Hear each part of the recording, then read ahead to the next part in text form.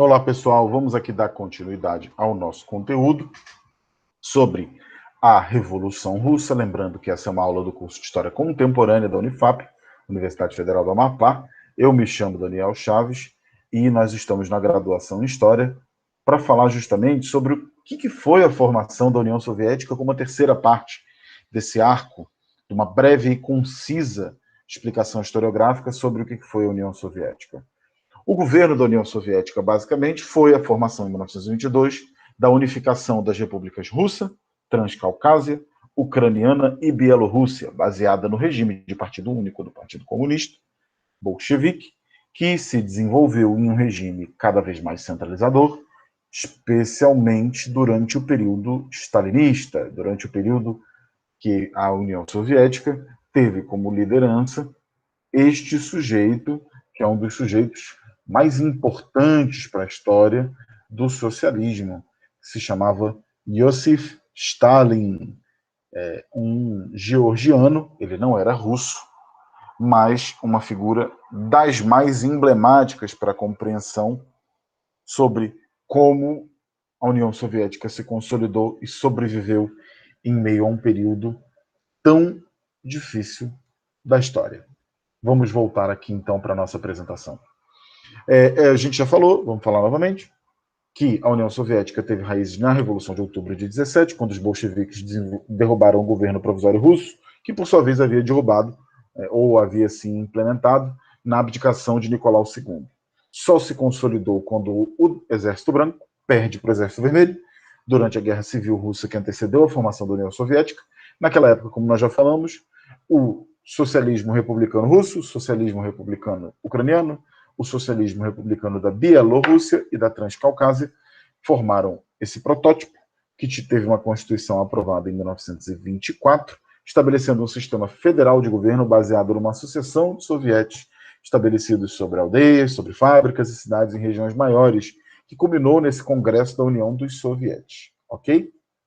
No entanto, embora parecesse que esse Congresso tivesse um poder soberano, cada vez mais esse órgão chamado soviético acabava sendo, na verdade, governado pelo Partido Comunista, que, por sua vez, era controlado por um politburo, por uma burocracia do partido na capital da União Soviética. Isso se dá, em larga medida, em favor de uma mecânica do processo revolucionário que acabou se estabelecendo, que ela é motivo de muita controvérsia, inclusive no interior do próprio campo da esquerda, que seria a ideia de que a luta da classe, a luta dos trabalhadores, ela deveria ser, ao contrário de outras jornadas do século XIX, lembremos que em 1917 o século XIX era anteontem, ao contrário de outras jornadas que foram muito espontâneas ou polimorficamente organizadas por conselhos, uma introdução fundamental do ponto de vista teórico e depois prático foi a instalação de uma força política capaz de um instrumento político, o partido, chamado para ser a vanguarda da luta revolucionária, e não mais como um processo absolutamente, digamos, espontâneo ou absolutamente imprevisível, que seria o processo revolucionário de massas, para tentar fazer com que essa ditadura do proletariado tivesse uma zeladoria, tivesse um processo de verticalização da construção das lideranças para fazer com que houvesse uma burocracia profissionalizada capaz de zelar por essa luta de classe, capaz de zelar pela ditadura do proletariado. É uma discussão muito longa, muito complexa, mas que vocês podem observar com bastante atenção e vocês vão ter bastante sucesso em fazer essa discussão, que é uma discussão que não é fácil, tá? Na discussão de dois conceitos fundamentais, tá? O primeiro conceito é o conceito de vanguardismo, que vocês vão poder encontrar numa bibliografia bastante extensa, um debate profundamente polêmico. Eu recomendaria algumas leituras, como principalmente o texto do John Mayhofer, um texto que vai repensar a vanguarda no debate das posições políticas da Revolução Russa, que foi uma obra publicada em 2009. Ela está disponível em inglês, vocês conseguem achar na internet com muita facilidade.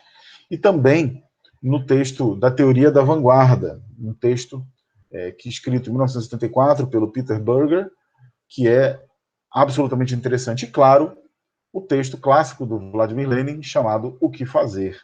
É um texto importantíssimo para discutir o que seria a organização do processo revolucionário. Então, basicamente, esse primeiro conceito da vanguarda, ou do partido de vanguarda, ou do vanguardismo, de uma estratégia na qual a parte mais consciente e politicamente avançada do proletariado seria responsável por desenvolver uma forma de organização mais complexa e mais robusta para que o proletariado mais organizado pudesse disputar forças com a burguesia no interior do processo político, né? Esse é um primeiro conceito importante. Um segundo conceito importante, né, que acredito que é tão importante quanto o conceito de consciência de classe, de organização da classe trabalhadora, do profissionalismo da revolução em torno da ideia de partido de vanguarda, seria, sem dúvida alguma, a ideia de ditadura do proletariado e do que seria justamente a construção de um regime de partido único. São algumas das ideias que acho que são das mais importantes para a gente compreender todo esse processo da revolução. O período de consolidação governado por Lenin vai até 1921. Quando Lenin falece em 24, há uma liderança coletiva com uma breve disputa no poder, faz com que Joseph Stalin assuma, na década de 20, e estabeleça o que é praticamente consentido, mesmo pelos mais apologéticos da Revolução Russa e da União Soviética, como período repressivo, alguns chamam de totalitário, particularmente não parece apropriado, mas um regime, sem dúvida alguma, baseado na autoridade. Para quê? Qual era a premissa dessa autoridade? Era a garantia da segurança do processo revolucionário para a reestruturação da economia, da indústria, da política da União Soviética, que era um grande projeto. Então, vários avanços preeminentes ocorreram, um deles muito fundamental é o Plano Goelro, que previa uma reestruturação da economia com base na eletrificação total do país, visando fazer com que a União Soviética fosse subsistente, tivesse uma indústria capaz de promover o que seriam os planos quinquenais, cumpridos mais adiante, extremamente importante para a gente entender como a Rússia, que sai esfarelada de tudo que aconteceu, e esse é, sem dúvida alguma, um mérito desse projeto revolucionário, a Rússia sai de um país extremamente debilitado no final do século XIX, especialmente no fim da Primeira Guerra, para se tornar uma potência industrializada em meados do século XX, ou seja, foi um exercício verdadeiramente robusto de transição. Muitos desses camponeses que participaram da Revolução exigiam pagamentos por produtos e se ressentiam de entregar excedentes de grãos ao governo, como parte de suas políticas de guerra civil. Quando confrontado com essa oposição camponesa, Lenin deu início a uma retirada estratégica momentânea do comunismo de guerra, conhecida como nova política econômica. Então, do ponto de vista do início da União Soviética, é super importante vocês estudarem tanto a New Economic Policy, a NEP, a nova política econômica, de um lado, e os planos quinquenais do outro. Que são chaves explicativas determinantes para vocês entenderem como a Rússia sai dessa condição de atraso e a União Soviética, algumas décadas depois, já se apresenta no fronte internacional como uma força capaz de se engajar, inclusive na Segunda Guerra, e na segunda metade do século XX tem um papel bastante importante para a gente compreender o que foi o mundo da Guerra Fria, que é um episódio bastante significativo aqui do nosso curso. Com essa morte do Lenin, a gente já falou, Stalin assume, se torna uma liderança autoritária, supressora da oposição política do governo, comprometeu a ideologia do Estado com o marxismo e leninismo e criou uma economia de comando planejada centralmente. Como resultado, o país passou por uma rápida industrialização e uma coletivização que lança as bases para uma vitória russa, vejam, absolutamente impressionante, na Segunda Guerra Mundial e um domínio pós-guerra na Europa Oriental. O que para muitos teria sido uma forma da antiga Rússia, do que havia de consciência geopolítica russa em tentar recuperar sua área de influência. Para alguns, a cortina de ferro que se estabeleceu no leste europeu, a área de influência estratégica soviética, foi um projeto ideológico, para outros foi pura e simplesmente um projeto secular, parte de um projeto secular russo, dessa percepção do que seria a área de influência.